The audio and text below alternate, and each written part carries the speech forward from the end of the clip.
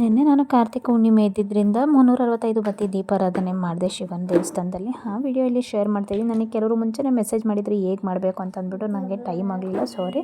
ನಾನು ನಿನ್ನೆ ಮಾಡಿದ್ದೆ, ಸೊ ಹಾಗಾಗಿ ಶೇರ್ ಮಾಡ್ತಿದ್ದೀನಿ. ಇದನ್ನು ನೀವು ಹುಣ್ಣಿಮೆಯಲ್ಲಿ ಮಾಡೋಕ್ಕಾಗಿಲ್ಲ ಅಂದರೆ ಇನ್ನೂ 2 ಸೋಮವಾರ ಇದೆ, ಕಾರ್ತಿಕ ಸೋಮವಾರ, ಆ ಸೋಮವಾರದಲ್ಲಿ ಮಾಡ್ಬೋದು. ಇದ್ರದ್ದು ಮಹತ್ವ ಏನಂತ ಹೇಳ್ತೀನಿ. ನಾವೇನಾದರೂ ದೇವರಿಗೆ ಹರಕೆ ಮಾಡಿಕೊಂಡು ಮಾರ್ತಿರ್ತೀವಿ, ಅದನ್ನು ತೀರ್ಸೋಕ್ಕಾಗಿರಲ್ಲ. ಹಾಗೆ ವರ್ಷದಲ್ಲಿ 365 ದಿನವೂ ನಮಗೆ ದೀಪನ ಹಚ್ಚೋಕ್ಕಾಗಿರಲ್ಲ. ಕೆಲವೊಂದು ಕಾರಣಗಳಿಂದ ಕೆಲವೊಂದು ದಿನ ನಾವು ದೀಪ ಹಚ್ಚಿರಲ್ಲ. ಇಂಥ ಎಲ್ಲ ದೋಷ ನಿವಾರಣೆ ಆಗಬೇಕು ಅಂತ ಅಂದರೆ ನಾವು ಈ ಕಾರ್ತಿಕ ಮಾಸದಲ್ಲಿ ಬರುವಂಥ ಕಾರ್ತಿಕ ಸೋಮವಾರ ಅಥವಾ ಕಾರ್ತಿಕ ಹುಣ್ಣಿಮೆಯಲ್ಲಿ ಈ 365 ಬತ್ತಿ ದೀಪಾರಾಧನೆ ಮಾಡೋದ್ರಿಂದ ಈ ದೋಷ ಎಲ್ಲ ನಿವಾರಣೆ ಆಗುತ್ತೆ. ಈ ವರ್ಷವಿಡೀ ದೀಪ ಹಚ್ಚಿದಷ್ಟು ನಮಗೆ ಫಲ ಸಿಗುತ್ತೆ. ಹಾಗೆ ನಮ್ಮ ಇಷ್ಟಾರ್ಥಗಳು ಏನಾದ್ರು ಇದ್ದರೆ ಅದನ್ನು ಬೇಡಿಕೊಂಡು ನಾವು ಈ ದೀಪನ ಹಚ್ಕೊಬೋದು. ನಮ್ಮ ಇಷ್ಟಾರ್ಥಗಳು ಕೂಡ ನೆರವೇರುತ್ತೆ. ಈ ದೀಪನ ನೀವು ಕಾರ್ತಿಕ ಸೋಮವಾರ ಅಥವಾ ಕಾರ್ತಿಕ ಹುಣ್ಣಿಮೆಯಲ್ಲಿ ಹಚ್ಚಬೇಕಾಗುತ್ತೆ. ಬೆಳಿಗ್ಗೆ ಬ್ರಾಹ್ಮಿ ಮುಹೂರ್ತದಲ್ಲಿ ಅಥವಾ ಈವ್ನಿಂಗು ಗೋಧೂಳಿ ಸಮಯದಲ್ಲಿ ಹಚ್ಚಬೇಕಾಗುತ್ತೆ.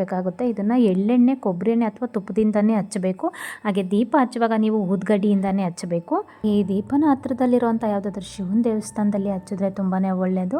ಆಗಲಿಲ್ಲ ಅಂತಂದರೆ ನಮ್ಮ ಮನೆ ದೇವ್ರ ಮನೆಯಲ್ಲಿ ಅಥವಾ ತುಳಸಿ ಕಟ್ಟೆ ಮುಂದೆ ಕೂಡ ಹಚ್ಚಬಹುದು. ದೇವಸ್ಥಾನದಲ್ಲಿ ದೀಪ ಬೆಳಗ್ಗೆ ಆದಮೇಲೆ ನೀವು ತಟ್ಟೆ ಏನು ರೆಡಿ ಮಾಡಿರ್ತೀರ ಅದನ್ನು ಅಲ್ಲೇ ದೇವಸ್ಥಾನದಲ್ಲಿ ಒಂದು ಕಡೆ ಇಟ್ಟು ಎಲ್ಲ ಬಿಟ್ಬಿಟ್ಟು ಬರಬೇಕಾಗುತ್ತೆ. ಮನೇಲಿ ಏನಾದರೂ ಹಚ್ಚುತ್ತೀರಾ ಅಂತಂದರೆ ಅಕ್ಕಿ, ಬಾಳೆಹಣ್ಣು ಎಲೆ ಇದನ್ನೆಲ್ಲ ಯಾವುದಾದ್ರೂ ಹಸುಗೆ ತಿನ್ನಿಸಿ ಅಥವಾ ಯಾರಾದರೂ ಬಡವರಿಗೆ ಕೊಡಿ. ಮಾಹಿತಿ ಇಷ್ಟ ಆಗಿದ್ರೆ ಇನ್ನಷ್ಟು ಜನಕ್ಕೆ ಶೇರ್ ಮಾಡಿ. ಹಾಗೆ ವಿಡಿಯೋನ ಲೈಕ್ ಮಾಡಿ ಮತ್ತು ನನ್ನ ಪೇಜ್ನ ಫಾಲೋ ಮಾಡ್ಕೊಂಡಿರಿ. Thank you.